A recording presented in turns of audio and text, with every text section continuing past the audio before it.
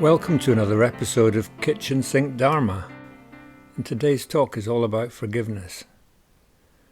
And I want to start by saying something that I think is obvious, which is that anger and resentment are not much fun to live with. They're not exactly conducive to our happiness and our well-being. And closing down your heart actually hurts. It cuts you off from joy. Resentment is not a happy, comfortable state to be in. And if you're in any doubt about that, just tune into your body next time you're nursing a resentment. Just listen to the chatter in your mind. It's exhausting. And you wouldn't choose to live in this way. As the novelist Isabel Holland said, as long as you don't forgive, who and whatever it is will occupy a rent-free space in your mind. And we know this, yet it doesn't always stop us from clinging to our sense of hurt. Most of us have an underlying belief that life should be fair, everybody should behave themselves. And we feel really let down when that doesn't happen. And sometimes the mind just goes round and round thinking about the wrongs that have been done. And that can really spoil our day. So today's talk is about forgiveness, and that includes self-forgiveness. And before I go any further, I want to clarify a couple of things. I want to set out what this is about and what it's not about, because forgiveness isn't always about forgetting, and it doesn't come from weakness, and it's not about passivity.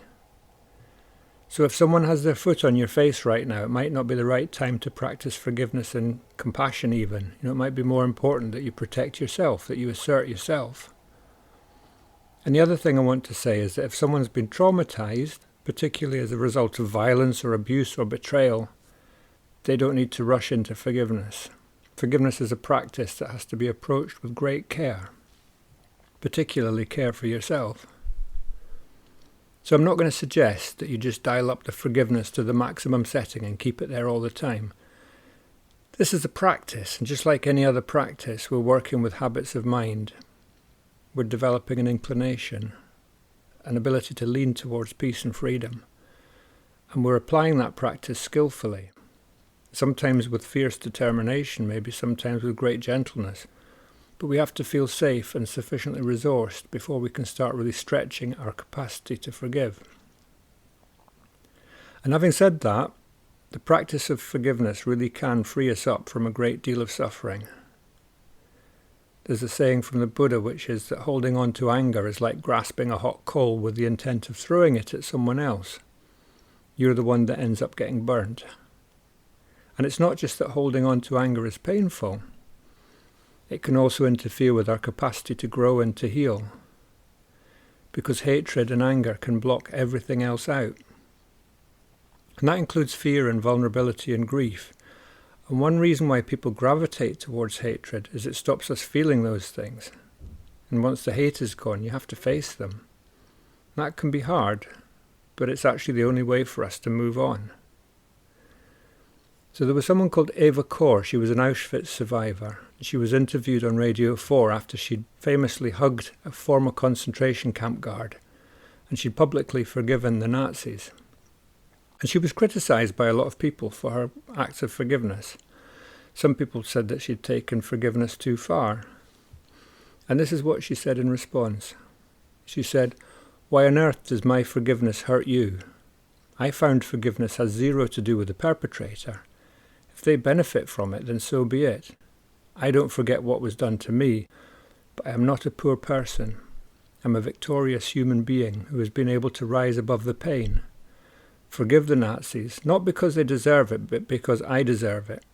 The victim has a right to be free, and you cannot be free from what is done to you unless you remove it from your shoulder as the daily burden of pain and anger." Now, I don't know how she freed herself from hate. I do know that her forgiveness wasn't a passive, meek forgiveness.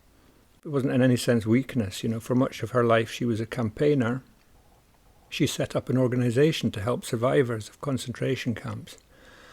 And she returned to Auschwitz on numerous occasions. I think she was someone who was well able to face up to her past. And to me this shows that you can choose your spirit, no matter what your circumstances are or have been in life. So forgiveness represents a shift, and it's a shift from a small separate sense of self to something much bigger. something that includes the possibility of moving on and renewal. And it's a shift from the contracted egoic mind that thinks it's all about me, to the spacious mind, the mind that understands that things happen as a result of innumerable causes and conditions. And it becomes easier to forgive ourselves and others when we start to see that. We can outgrow the idea it's all about me. Because everything we do it as a result of causes and conditions.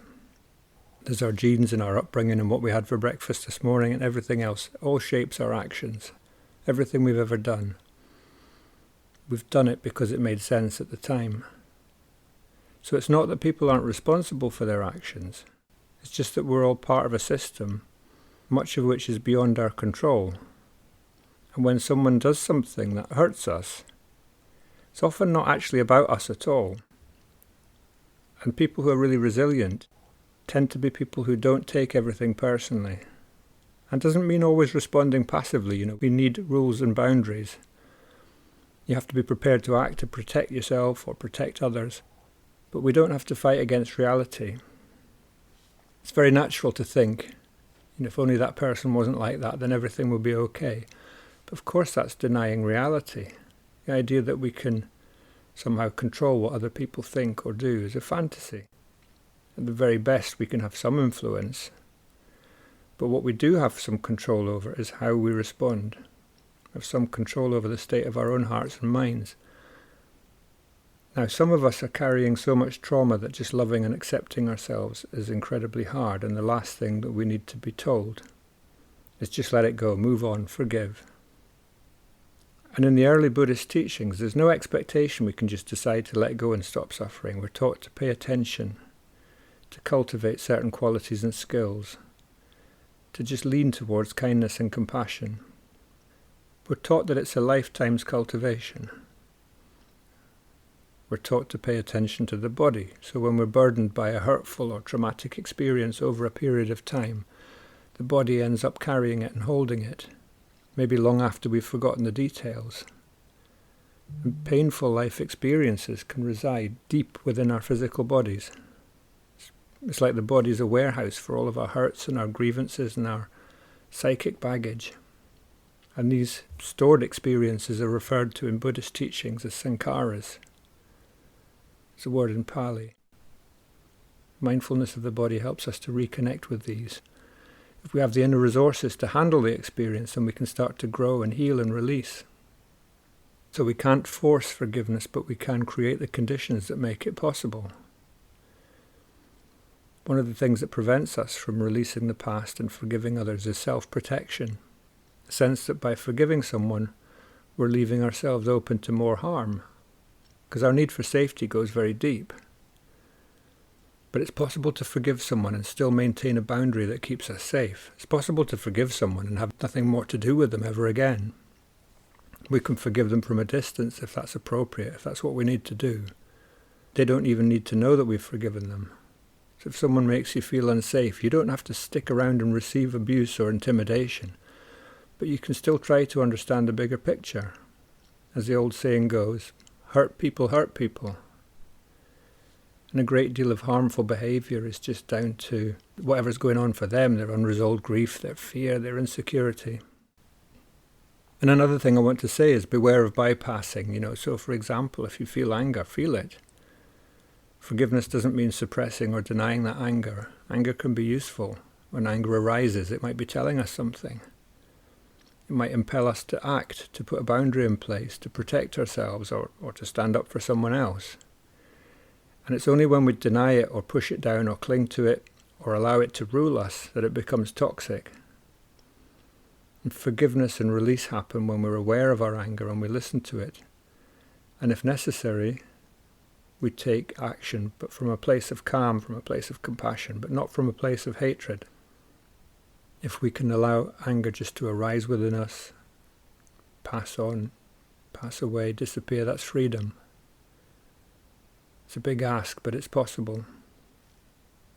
So when a wave of anger washes over us, there's all sorts of ways we can react or respond. Of course, we can try and numb it out and distract ourselves. We can seek comfort in hateful fantasies. There's no real comfort there. The heart is still aching. If we can accept the distress without actually pushing it away, we've got a better chance of hearing what it's telling us. And we also make room for possibility. So we're creating the conditions where release can happen, forgiveness can happen. And we're also becoming more resilient. Because resentment has an addictive quality to it. It's connected to the brain's reward system. It doesn't mean it's pleasant. Remember, for the addict, wanting is not the same as liking. It's detached from liking. It's just a habit, and resentment is a habit. Expressing our thoughts in hateful language is a habit. And whether that hateful language is aimed at ourselves or at other people, we can practice to undo those habits. And this is deep work, and it takes time. It's a training. It's a process. It's not a one-off. But it's possible to feel like you're a complete mess. You can feel like you're completely broken and still practice. My mind is like a bag of monkeys sometimes, but still I practice. And with gentle intention, we can start to untangle those knots. So this is what I really want to say to you today. I make mistakes, so do you, so does everyone, but we're still deserving of love. And there's no single behaviour that defines who we are. And every so often we're going to be hurt and disappointed. And every so often we're going to hurt and disappoint someone else. And without forgiveness, life would be unbearable. It would be unbearable. And we can still love and accept ourselves. And we can still practice loving and accepting others. And maybe not unconditionally, maybe not completely, not straight away, not everyone. But we can stretch our capacity to forgive a little bit at a time. So thank you for listening to Kitchen Sink Dharma. I hope you will join me again next time.